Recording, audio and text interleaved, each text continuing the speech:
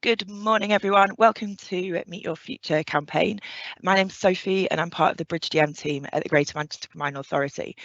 Meet Your Future was launched way back in April 2019 to enable more young people like you, your children, if you're a parent or carer joining this session, to meet with employers, have meaningful conversations and experience different workplaces and what Greater Manchester's got on offer for all young people across our area. Over the past 12 months, we've been speaking with young people from all 10 local authorities in Greater Manchester to find out how you're feeling, how you feel you should be supported now, and how you want to be supported into your future. We've been listening and we've learned a lot.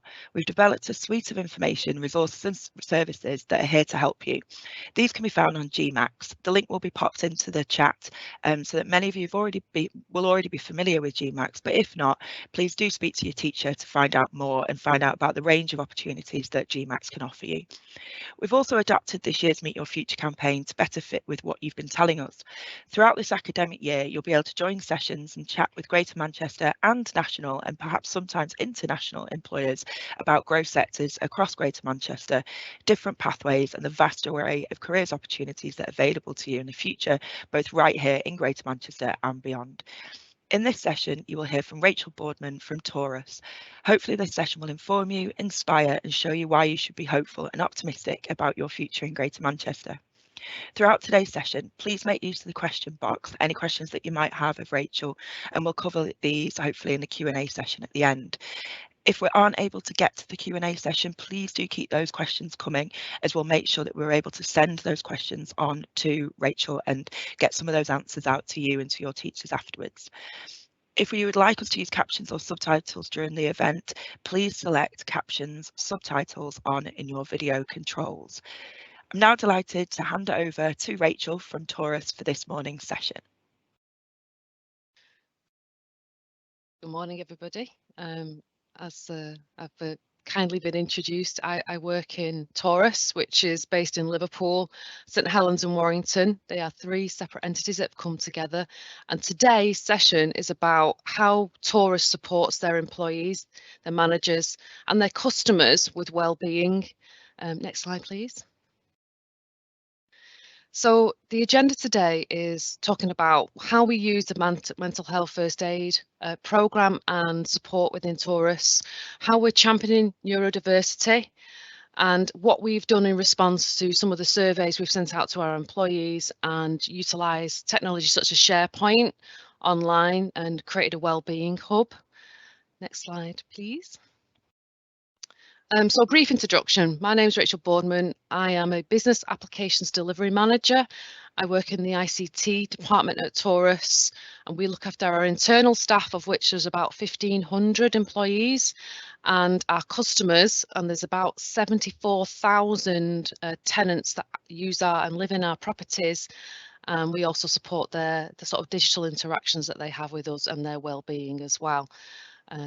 Next slide, please.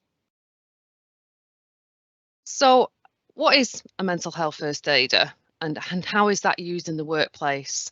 I've been fortunate enough to be pushed through the programme, which is essentially a 2-day course, learning how to support our employees and our customers with any issues they may have. I mean, I have to make a point here, we're not qualified, we're there as support.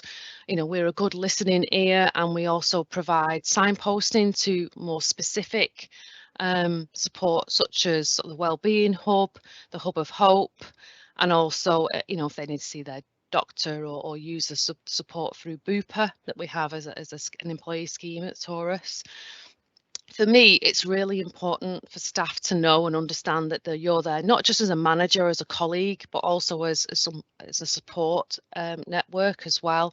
We meet on a regular basis with other mental health first aiders across the Torus company, and we've tried to make sure that there's somebody representing that programme within each department. As I say, I work in ICT, and ICT tends to attract a lot of neurodiverse staff for many reasons, and of course it's a really important part of employee life cycle to make sure we support all our staff, not just from when they come in into a new post, but throughout their employee life at a particular company. Next slide, please.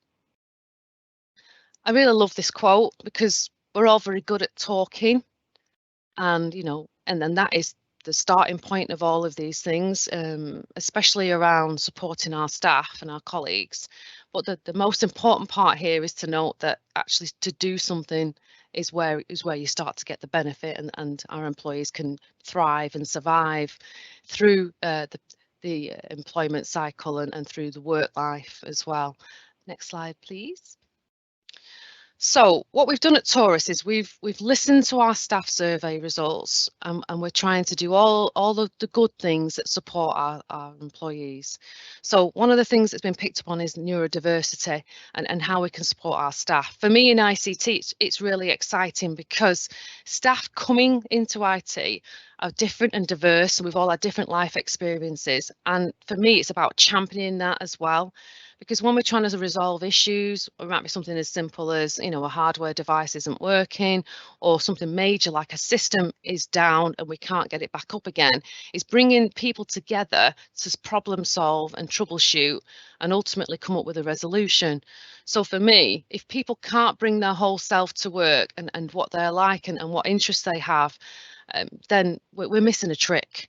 So the neurodiversity program that we've got in Torus at the moment is really important. It's making managers aware of what neurodiversity is, what that means. It's working hand in hand with equalities and diversity programs as well. And what we're also doing is making sure people have the opportunity to attend these sessions as well. That there's quite a large program from now until November. A lot of that is around supporting managers, supporting staff, but also if there are colleagues that have maybe children or relatives that are struggling with sort of things like autism or ADHD, we're also supporting the caring side of the company as well.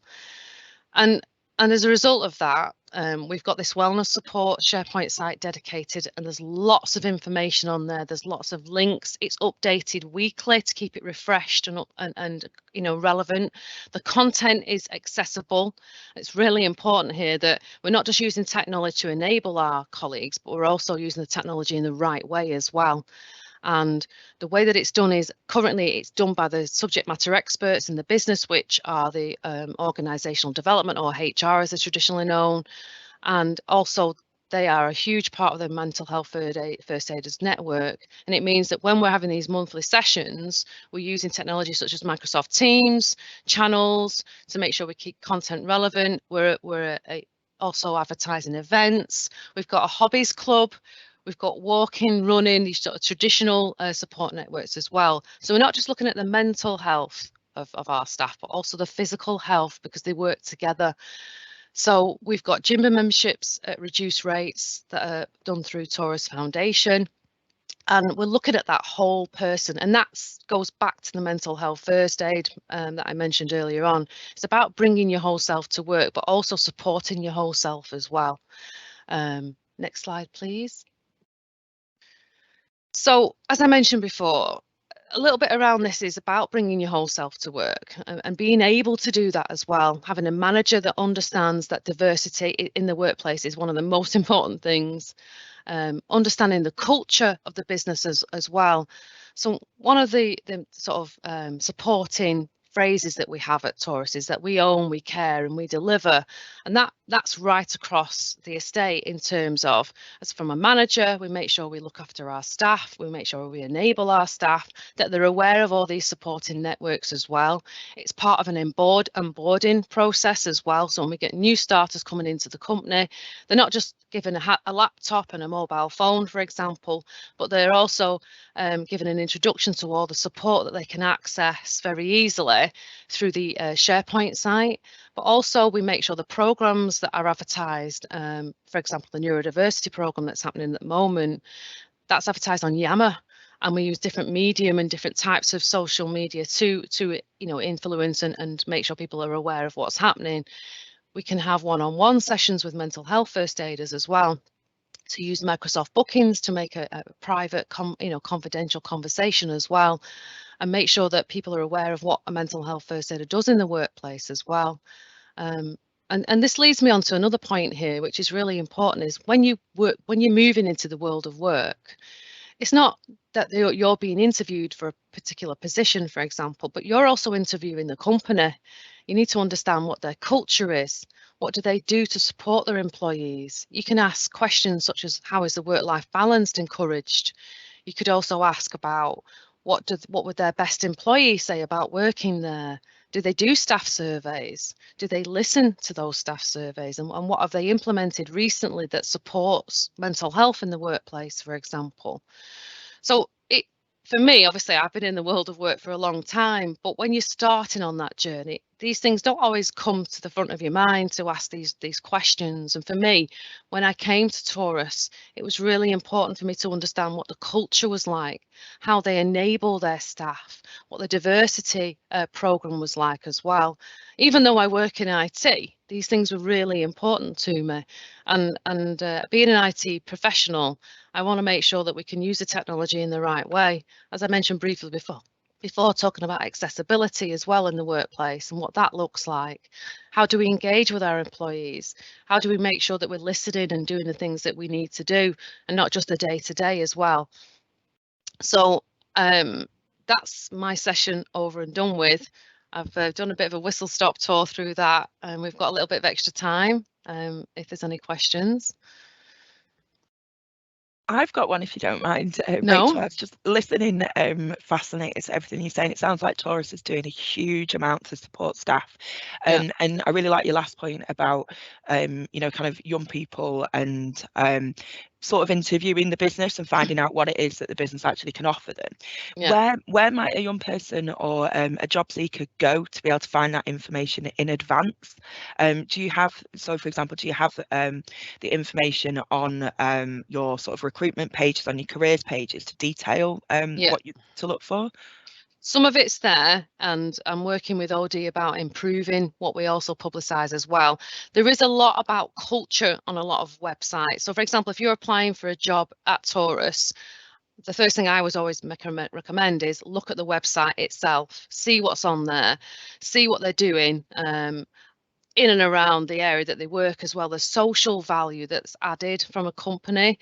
Then look at the culture on that web page as well. So if you were looking for a job at GMCA, you would look on the web page, understand what they did, what they delivered, but also what the culture was, what the ethos was.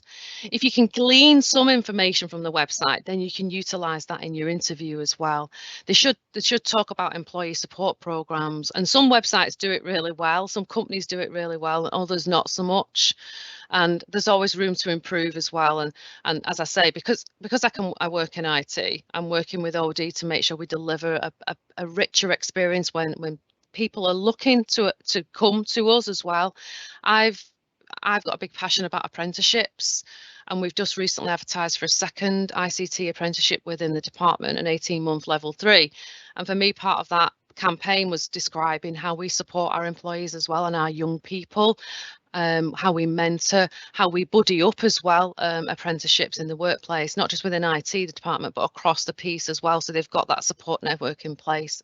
So there's lots of different things you can ask around. And it's really important at that point when I said about interviewing the workplace, sometimes you don't get all the nuances from the website as well. So it's really good to have some pre-set questions to ask as well. Employers are always impressed with that at the end of an interview, that you've come armed with questions that you want to ask. And I think the culture is as equally as important as terms of salary and terms of job experience and everything else that goes into that mix. Fabulous, thank you. I completely agree, and I think as someone who has kind of moved throughout their career, it's absolutely something that I look for as well, and make sure that I'm aware of what's on offer within an organisation. And I think we have a similar experience at the Greater Manchester Combined Authority in terms of this. We've got a huge amount of support that's available to us. We have mental health first aiders, we have, and it really does make a difference. And I think you can be quite confident as someone going into employment to look for these things and make your decision based on what organisations, what they offer and what's around there. So yeah, really interesting. Thank you for sharing all of that. I think we're quickly running out of time, so if, as I mentioned at the beginning, if anybody does have any other questions that they'd like to put to Rachel, be it about Torus and what Torus kind of offers in terms of personal wellbeing with employers, or if you'd like to ask us any questions about kind of mental health support across Greater Manchester, we're always able to support and signpost people to really good organisations operating across the region. But once again, huge thank you to you, Rachel, for taking the time out of the beginning of your what I imagine will be a very busy week to share all of that with us. Just to those onto the call, you should already have received a session card, so you can learn more about kind of mental health and perhaps ICT careers at Torus as well. If you don't have this, please can you ask your teacher to share it with you, and then we will make sure that you keep up to date with all things Meet Your Future and all things GMAX. And we've got the GMAX handles, the GMAX website that will be popped into the chat as well, so you can have a look and make sure that you're aware of all the things that that's going on. For those teachers, parents and carers that have dialed in, we've also going to pop in to the chat a little bit of a feedback form. As I mentioned at the beginning, we've done a lot in terms of listening to what young people have said, what the feedback that we've got from educators about Meet Your Future. So we're really keen to hear more feedback so that we can shape and kind of cater to what you need throughout the next academic year as well. So please, if I can ask you to take some time to complete that feedback form, that'd be really helpful. So I'll just pop those into the chat. But thank you so much for joining us all this morning. We've had lots of you online this morning, which is really exciting. But yeah, thank you once again, and I hope you all have a fantastic rest of your day and a wonderful week. Take care. Bye bye.